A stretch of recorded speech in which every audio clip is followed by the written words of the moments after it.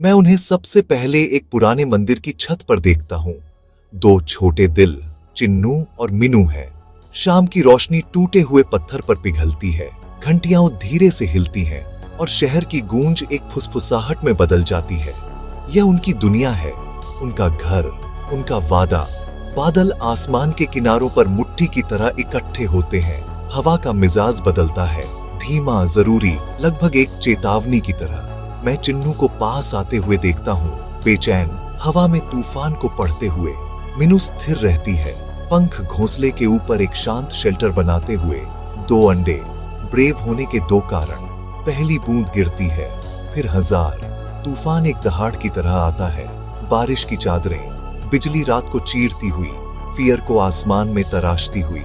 Chinnu flinch करता है, मीनू को देखता है, एक आखिरी नजर, और तूफान में चला जाता है। चला गया। मीनू हिलती नहीं है, वह नीचे दब जाती है, पंख आर्मर में बदल जाते हैं, आंखें हवा के खिलाफ बंद हो जाती हैं, जो सब कुछ चाहती है और बिना पूछे लेती है। छत हिलती है, रात खींचती है, तूफान वही क्रूर सवाल पूछता रहता है, प्यार कितना सह सकता है?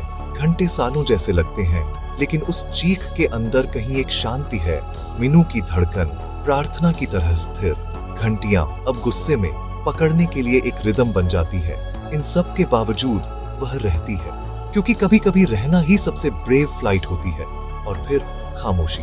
भोर की एक पीली थ्रेड बादलों से होकर निकलती है। मंदिर सांस छोड़ता है, छत गर्म, नई चमकती है। मीनू अपना सिर उठाती है, भीगी हुई, कांपती हुई, टूटी नहीं। एक फ्लटर, एक और। चिन्नू वापस आता है। रात से पंख फटे हुए हैं, लेकिन आंखों में सुबह भरी है। वह कांपते हुए उतरता है, इतना पास कि उसकी सांस महसूस हो सके। एक सेकंड के लिए पूरी दुनिया इंतजार करती है। वे चोंच छूते हैं, कोई आवाज नहीं, बस माफी, राहत और एक सच्चाई जो किसी भी तूफान से पुरानी है। प्यार वह फ्लाइट नहीं है जो आप लेते हैं, यह वह घोंसला है जिसे आप छोड़ने से इनकार करते हैं। सूरज उगता है, पत्थर और आसमान पर सुनहरा।